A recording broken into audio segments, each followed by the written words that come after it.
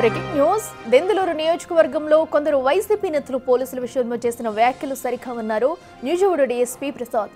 విజయరాయ్ సమీపంలోని కొండలరావు పాలెంలో వైసీపీ నాయకులు, ప్రైవేట్ బౌన్సర్లు, ఇతర వ్యక్తులు భారీగా రావడంతో ఘర్షణ వాతావరణం ఏర్పడిందన్నారు. వైసీపీ నుంచి మొత్తం 15 మందిని, టీడీపీ నుంచి 5గురిని గుర్తించామని, వారందరిపై కేసులు నమోదు చేశామన్నారు డీఎస్పీ. సెక్షన్ 30 అమల్లో ఉన్న ఇరు పార్టీల నేతలు ఆందోళన చేయడంతోనే కేసులు పెట్టామన్నారు. రాజకీయాలకు అతీతంగా పోలీస్ డిపార్ట్మెంట్ పనిచేస్తుందన్న విషయం ఆయా నాయకులు గుర్తించాలని సూచించారు డీఎస్పీ ప్రసాద్.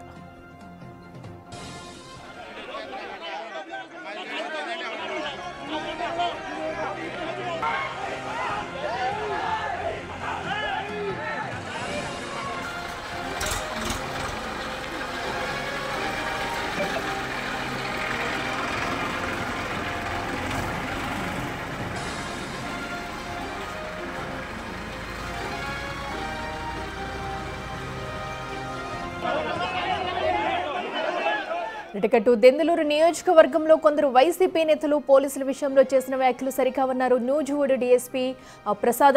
అయితే విజయరాయ్ సమీపంలోని కొండలరావు పాలెంలో వైసీపీ నాయకులు, ప్రైవేట్ బౌన్సర్లు, ఇతర వ్యక్తులు భారీగా రావడంతో ఘర్షణ వాతావరణం ఏర్పడిందన్నారు. దీంతో ఇరు వర్గాల మధ్య ఘర్షణ చోటు చేసుకుంది.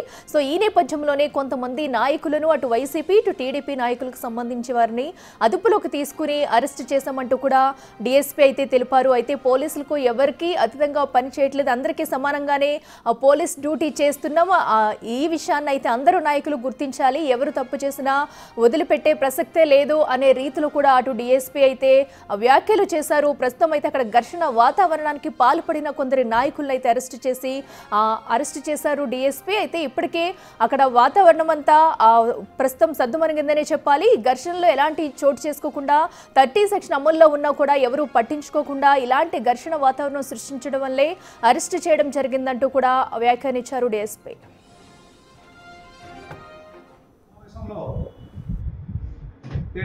మాట్లాడుతూ పోలీసులు ప్రేక్షక పాత్ర వహించడం జరిగిందని, పోలీసు కాకి మొదక చావకగా మార్చేశారని అనేకమైన వ్యాఖ్యలు చేశారు. ఈ వ్యాఖ్యలు పూర్తిగా అసత్యాలు. పోలీసులు ధైర్యాన్ని, మనోస్థైర్యాన్ని దెబ్బతీయాలని ఉద్దేశంతో ఇవి మాట్లాడడం జరిగిందని నేను భావిస్తున్నాను. సెక్షన్ 30 పోలీస్ యాక్ట్ అమల్లో ఉందని చెప్పినప్పటికీ ఏ విధమైన అనుమతి తీసుకోకుండా కొండలరావు పాలెంలో ఎక్స్ఎమ్మెల్యే గారైన అబ్బాయి చౌదరి గారు కార్యకర్తల సమావేశం పేరు మీద కొంతమందిని దగ్గరికి ఒక 200-250 పైనే మందిని కార్యకర్తలని, అలాగే కార్యకర్తల ముసుగులో కొంతమంది రౌడీ షీటర్స్ని, అసాంఘిక క్రిమినల్స్ని, అలాగే బౌన్సర్స్ని కొంతమందిని సేకరించడం జరిగింది. ఈ సేకరించిన విషయాన్ని దృష్టిలో పెట్టుకొని తర్వాత అక్కడ గొడవలు అవ్వకుండా పోలీసు వారు ముందస్తు చర్యలు తీసుకున్నాం. ముందు రోజే మేము అలాగా ఆ సమీకరణం చేయడం అది తప్పని చెప్పి మేము ఈ పత్రికా ప్రకటన ద్వారా నేను ఇవ్వడం జరిగింది.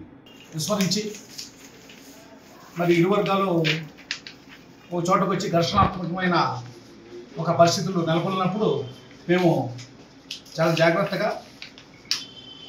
ఏ ప్రాబ్లం లేకుండా, ఎటువంటి పెద్ద సంఘటనలకు దారి తీయకుండా దాన్ని ఇదే అంశానికి సంబంధించి మరింత సమాచారం మా ప్రతినిధి సాగర్ లైవ్లో అందిస్తారు. సాగర్, చెప్పండి. అటు వైసీపీ నేతలు చేసిన వ్యాఖ్యలు సరికావంటూ కూడా పోలీసులపై అటు డీఎస్పీ అయితే స్పష్టం చేశారు. అసలు అక్కడ ఏం జరిగింది, పూర్తి డీటెయిల్స్ ఏంటి? అఖిల, దెందులూరు మాజీ ఎమ్మెల్యే అబ్బాయి చౌదరి పామాయిల్ తోటలో జరిగిన ఘర్షణపై ఇటు వైసీపీ, టీడీపీ ఇద్దరు నేతల మీద కూడా పోలీసులు కేసులు అయితే నమోదు చేయడం జరిగింది.